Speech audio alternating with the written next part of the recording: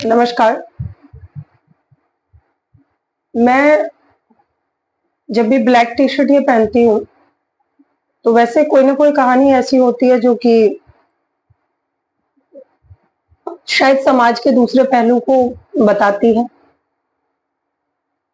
एक बच्ची ने 8 साल की बच्ची ने ऐसा एक दृश्य देख लिया, जिसके बाद रोते बिलखते हुए वो सिर्फ अपने घर की तरफ भागी जा रही थी।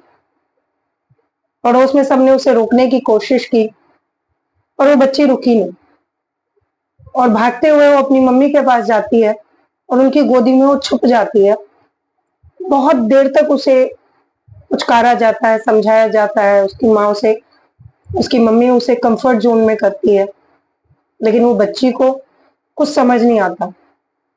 फिर तकरीबन आधे घंटे के बाद वो बच्ची साँस लेती है, पानी पीती है और अपनी माँ के कानों में कुछ कहती है, रोते हुए, टूटी हुई आवाज़ में। जब कोई नहीं, सबको कमरे से अलग कर दिया जाता है और वो अपनी माँ के कानों के पास जाके सिसकते हुए कुछ कहती है। वो सुनते ही उसकी माँ के कान खड़े हो जाते हैं और आंखें फटी की फटी रह जाती है और वो बेतहाशा उस बच्ची को छोड़कर अपने पति की तरफ भागती है और फिर जो वो अपने पति को कहती है वो सुनकर फोन निकाला जाता है, पुलिस को बुलाया जाता है और सब लोग उस घर की तरफ भागना शुरू करते हैं जहां से वो बच्ची भाग के वापस आई। ये सच्ची घटना पुणे की है। शुरू करूं उससे पहले वही सिलसिला। नमस्कार, प्रणाम, आदाब, सत श्री अकाल। मैं रश्मि आप सभी का स्वागत करती हूँ। उम्मीद है आप सभी स्वस्थ होंगे, मस्त होंगे और व्यस्त होंगे, होना भी चाहिए। कहानी है पुणे की। एक सुबह करीब 10 साढ़े 10 के बीच में वर्षा, एक छोटी सी बच्ची 8 साल की, भागते हुए, रोते हुए, बहुत बेचैन होकर गिरते पड़ते अपने घर पहुंचती है। आस पड़ोस के लोग देखते भी हैं। सबको लगता है कि अरे बच्चों में लड़ाई हो गई होगी, खेल रही थी। होता है ना, यूजुअली अगर हम भी किसी को देखें तो छोटे बच्चे को, क्योंकि अगर वो खेल रहा था तो सब लोग वहीं थे, तो कॉमन सी बात है। यही एक बात पड़ोसियों को भी लगी और लोगों ने इतना ध्यान नहीं दिया, क्योंकि वो बच्ची सीधे भागकर अपने घर की तरफ ही जा रही थी। बच्ची घर पहुंचती है और अपनी माँ को पकड़ लेती है, बहुत जोर से रोना शुरू करती है। उसे देखकर उसके फादर भी आ जाता है। उसके बाद उस बाकी आस पड़ोस के लोग भी आने शुरू हो जाते हैं धीरे धीरे। अब उसे कितना भी समझाया जाता है, वो भीड़ को देखकर और अपनी माँ में सिमटती जाती है। काफी देर की मुशक्कत के बाद जो उसकी माँ, वर्षा की माँ, सबको कहती है कि आप लोग बाहर चले जाओ, मुझे आराम से बात करनी। लगभग आधे घंटे के बाद वो बच्ची टूटे हुए शब्दों में, क्योंकि वो बहुत ज्यादा डरी हुई होती है, अपनी माँ से कुछ कहती है। वो कहती है कि मैंने उस वाले घर में एक आंटी के हाथ पैर कटे हुए देखे और बहुत सारा खून है। बस इतना सुनने के बाद उस बच्चे को आगे बोला नहीं जाता और लोगों को समझ नहीं आता, और लोग तो कौन था, उसकी माँ ही थी। वर्षा की माँ बाहर निकलती है और अपने हस्बैंड को बताती है कि ये बात है। अब उसका हस्बैंड और पड़ोस के लोग साथ में होते हैं, लेकिन कोई करे तो क्या करे, किसी को कुछ समझ नहीं आता। लेकिन हाँ, हिम्मत करते हैं सब लोग और पुलिस को फोन कर देते हैं। पुलिस को फोन जाती है, पुलिस लगभग 10-15 मिनट में वहां आ जाती है।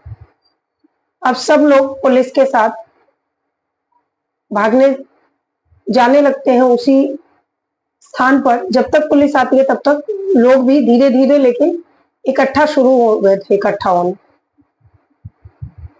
पुलिस घटनास्थल पर पहुंचती है। पहुंचने के बाद बाकी के लोग भी वहां, आस पड़ोस के मोहल्ले वाले सब इकट्ठे हो गए थे। पुलिस बाहर से खिड़की से झांकती है तो उन्हें नजर आता है कि एक आदमी है जो तवे पर कुछ भून रहा है और बहुत गंदी स्मेल आ रही थी जो कि किसी को बर्दाश्त नहीं हो रही।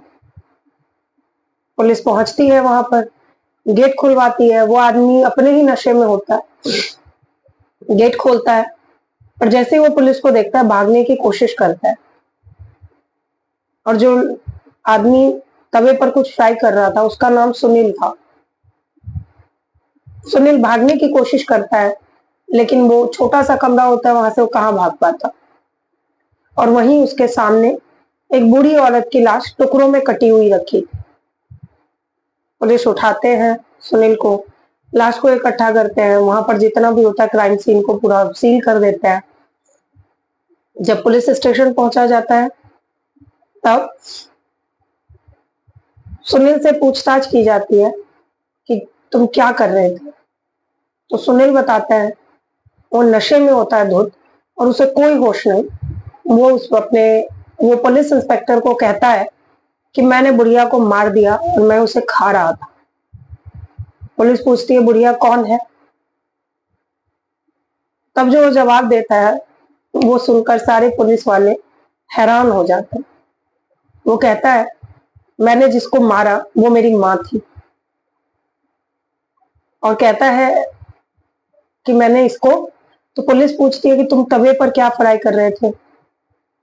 जवाब देता है, सुनील जवाब देता है ये मेरा भेजा बहुत खाती थी तो मैं इसका भेजा फ्राई कर रहा था।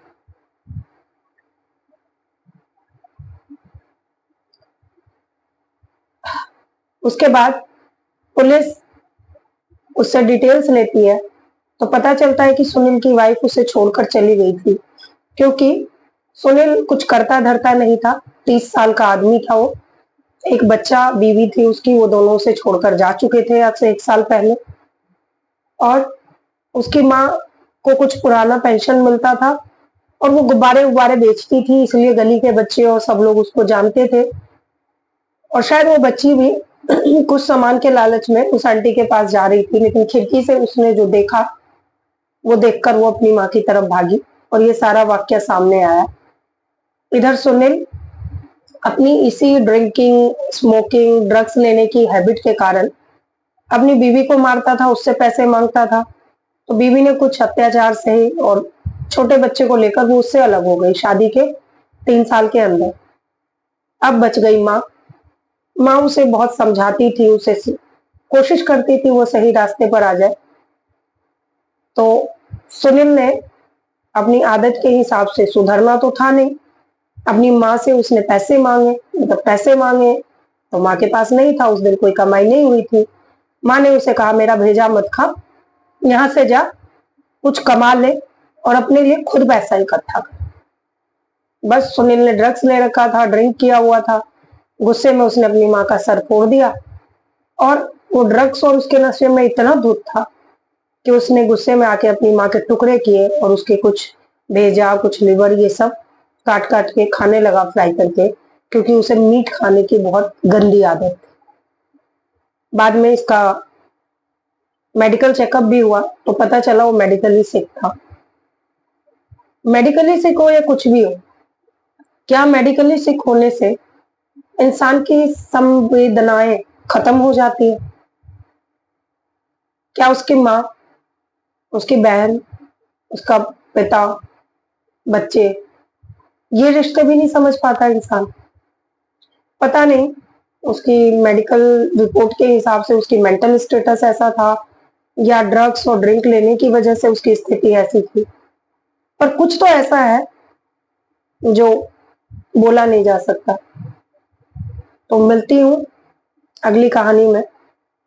मेरा मकसद सिर्फ इतना है कि आप तक जानकारियां पहुंचे, बाकी किसी को हर्ट करना बिल्कुल भी मेरा मकसद नहीं होता। मिलती हूँ आपसे अगली कहानी में, तब तक के लिए अपना और अपनों का ध्यान रखिए। नमस्कार।